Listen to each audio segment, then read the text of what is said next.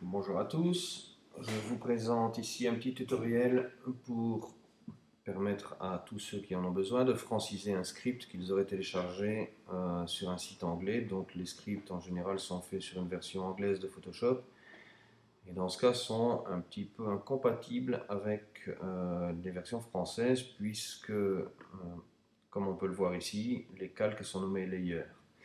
À la création de calques, ça ne pose pas de problème pour Photoshop francophone puisqu'il créera ses calques sous sa version à lui en les nommant calque 1, calque 2, etc. Le problème surgit lorsque Photoshop va devoir travailler sur ces calques et les sélectionner ou les déplacer. Bien entendu, en créant ou en effectuant cette action ici sur un calque qui est nommé calque 1, évidemment Photoshop ne va pas trouver ce calque. Voilà, donc je vais vous montrer comment franciser un script. Évidemment, ici c'est un script qui a que quelques petites étapes. Vous aurez peut-être à travailler des scripts bien plus importants. Avant de commencer, j'analyse un peu le script anglais, puisque bon, il n'y a que la nomination des calques qui est anglaise, le reste est très compréhensible. Nous voyons ici qu'il suffit de sélectionner ou d'afficher. Par contre, ici, Photoshop demande, enfin le script demande à Photoshop de déplacer un calque et de le déplacer avant de pouvoir le faire nous-mêmes à la place du script. Pour pouvoir remplacer cette action ici, il va falloir savoir où le script veut déplacer ce calque. Donc je vous propose de déployer cette action et de vérifier vers quelle place le script voudra déplacer ce calque. Donc on voit ici qu'il faudra le déplacer vers le calque 4 qui sera dans la palette des calques, le quatrième calque à partir du bas. Voilà, dans ce script, ça ne sera pas très compliqué puisqu'il n'y aura que 4 calques. Pardon. Par contre, il peut arriver que vous ayez à faire ce genre d'action sur des scripts qui réalisent beaucoup plus d'actions, donc sur des images qui comportent beaucoup plus de calques. Donc toujours bien vérifier quand ce sont des actions de déplacement. Il y a toujours possibilité donc de fermer ou de ouvrir l'action, de bien vérifier où on va devoir aller placer cette action. Une capture d'écran peut peut-être vous aider en cours de modification à ne pas faire d'erreur. Voilà, nous allons commencer donc par sélectionner le script à appliquer et nous allons le lancer comme s'il s'agissait de l'effectuer réellement. Je lance le script.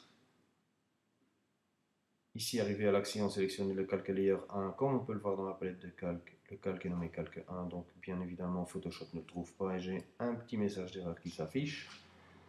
J'arrête donc le script et je vais à cette étape dupliquer cette action en français. Donc je lance pour ça l'enregistrement par le bouton d'enregistrement.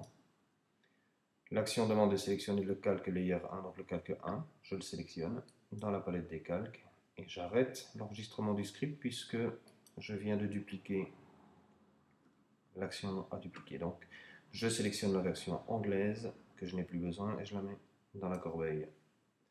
Et je relance le script pour continuer son exécution. Au deuxième message d'erreur, bien évidemment, rebelote. Photoshop cherche le calque layer 2 qui est chez nous nommé calque 2. Donc j'arrête le script, je lance l'enregistrement. Il demande ici d'afficher le calque layer 2, donc c'est bien de le rendre visible en cliquant sur l'œil devant la vignette de calque. Une fois que c'est fait, j'arrête l'enregistrement et je place la version française dans la corbeille. Je continue mon script par l'icône d'exécution de script et à la nouvelle erreur, une fois de plus. L'objet calque layer 1 n'est pas disponible pour l'instant, j'arrête le script. Le script nous demande de l'afficher, je lance un enregistrement et j'affiche ce calque 1. J'arrête l'enregistrement et j'envoie la version anglaise à la corbeille et je relance le script pour finir sur une dernière erreur que je vais bien entendu comme précédemment arrêter. On demande un déplacement du calque 1 vers calque 4, donc comme ici il y a 4 calques, le calque 1 doit se trouver tout en haut de la pile. Je vais donc lancer cet enregistrement, prendre le calque 1 et le placer tout en haut de la pile, arrêter l'enregistrement et déplacer la version anglaise dans la corbeille.